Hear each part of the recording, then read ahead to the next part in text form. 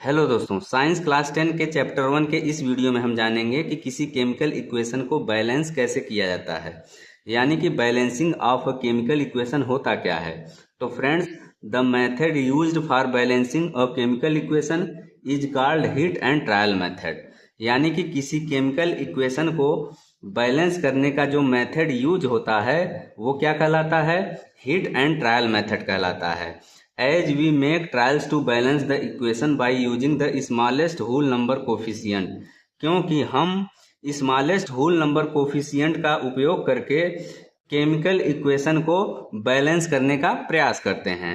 तो यहाँ पर नीचे एक केमिकल इक्वेशन दी गई है जिसका कि हमें हिट एंड ट्रायल मेथड के माध्यम से बैलेंस करना है, जिसको कि हमें हिट एंड ट्रायल मेथड के माध्यम से बैलेंस करना है। तो सबसे पहले हम बात करते हैं स्टेप फर्स्ट की। तो आइए हम देखते हैं कि स्टेप फर्स्ट में हम क्या करेंगे। तो फ्रेंड्स, स्टेप फर्स्ट के अनुसार सबसे पहले इस केमिकल इक्वेशन में मौजूद प्रत्येक फार्मूले के चारों ओर हम बॉक्सेस ड्रा करते हैं। तो यहाँ पर हमने बॉक्सेस ड्रा कर दिया। इसके बाद स्टेप 2 में हम क्या करेंगे? स्टेप 2 में हम इस केमिकल इक्वेशन में मौजूद सभी एलिमेंट्स के नंबर ऑफ एटम्स लिखेंगे या नंबर ऑफ एटम्स की लिस्ट बनाएंगे। तो यहाँ पर 3 कॉलम दिया गया है। पहले में है एलिमेंट, दूसरे में है number of atoms in reactants और तीसरे में है number of atoms in products. तो यहाँ पर पहला एलिमेंट क्या है? Fe यानी कि आयरन। तो आयरन के नंबर ऑफ एटम्स रिएक्टेंट्स की साइड में कितने हैं? 1 है। और 1 किस में है? Fe एलिमेंट में यानी कि आयरन एलिमेंट में। इसी तरह से आयरन के नंबर ऑफ एटम्स प्रोडक्ट्स में कितने हैं? तो प्रोडक्ट्स में Fe3O4 में आयरन के नंबर ऑफ एटम्स 3 हैं। इसी तरह से हाइड्रोजन के नंबर ऑफ एटम्स रिएक्टेंट्स में कितने हैं? 2 हैं, जो कि H2O में है। इसी तरह से हाइड्रोजन के नंबर ऑफ एटम्स प्रोडक्ट्स में कितने हैं? 2 हैं, जो कि H2 में है। इसी तरह से ऑक्सीजन के नंबर ऑफ एटम्स रिएक्टेंट्स में कितने हैं? 1 है, जो कि वाटर में है। इसी तरह से ऑक्सीजन के number of atoms in products में कितने हैं? 4 हैं, जो कि Fe3O4 में है। तो ये हो गया स्टेप 2। अब हम बात करेंगे स्टेप 3 की। स्टेप 3 में हम क्या करते हैं? सबसे पहले इस केमिकल इक्वेशन में उस कंपाउंड को चुनेंगे जिसमें कि नंबर ऑफ एटम्स सबसे अधिक हों, चाहे वो कंपाउंड रिएक्टेंट हो या फिर प्रोडक्ट हो। तो इस आधार पर हमने Fe3O4 कंपाउंड को चुना, जो कि प्रोडक्ट है, क्योंकि इसमें नंबर ऑफ एटम्स सबसे अधिक हैं। और इसके साथ ही Fe3O4 में हम वो एलिमेंट चुनेंगे जिसका कि नंबर ऑफ एटम्स सबसे अधिक है। तो हमने बैलेंस करने के लिए ऑक्सीजन को चुना, क्योंकि ऑक्सीजन के नंबर ऑफ एटम्स 4 हैं। तो सबसे पहले इनिशियल स्टेज की अगर हम बात करें तो इनिशियल स्टेज में रिएक्टेंट्स में ऑक्सीजन के एटम कितने हैं? केवल 1 है, वो भी किस में है? H2O में। इसी तरह से प्रोडक्ट्स में ऑक्सीजन के एटम कितने हैं? 4 हैं, वो भी किस में है? Fe3O4 में। अब हम ऑक्सीजन को बैलेंस करने के लिए क्या करेंगे? रिएक्टेंट्स में मौजूद जो ऑक्सीजन का 1 एटम है उसको 4 से मल्टीप्लाई कर देंगे।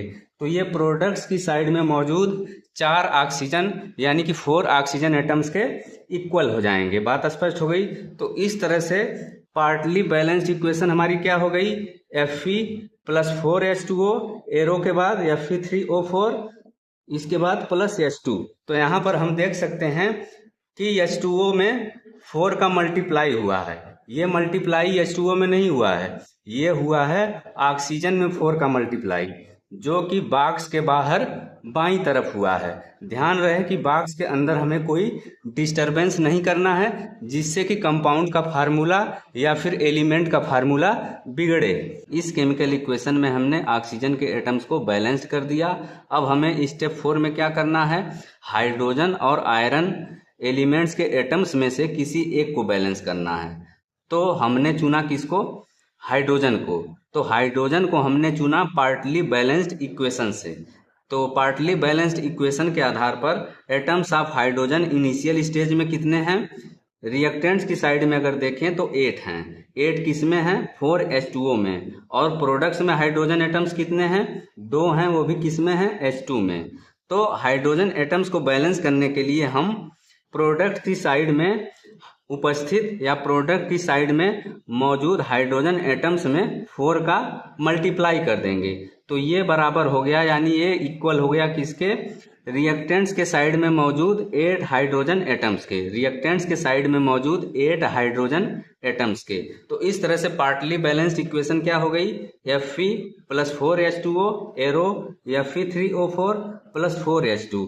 तो यहाँ पर H2 में 4 का मल्टीप्लाई नहीं है, 4 का मल्टीप्लाई है 2 हाइड्रोजन एटम्स में, और 4 को हमने बॉक्स के बाहर बाईं ओर लिखा है, यानी लेफ्ट हैंड साइड में लिखा है। स्टेप 4 तक हमने इस केमिकल इक्वेशन में मौजूद ऑक्सीजन और हाइड्रोजन एटम्स को बैलेंस कर दिया। स्टेप 5 में हम क्या करेंगे, आयरन एटम्स को बैलेंस करेंगे। तो इसके लिए हम किसका सहारा लेंगे, ऊपर वाली पार्टली बैलेंस्ड इक्वेशन का।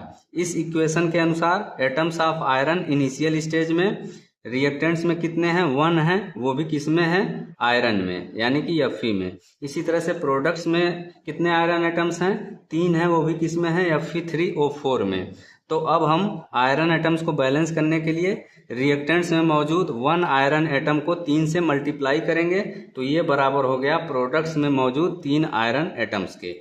तो इस तरह से बैलेंस्ड इक्वेशन क्या हो गई, इस तरह से बैलेंस्ड इक्वेशन हो गई 3Fe + 4H2O arrow Fe3O4 + 4H2।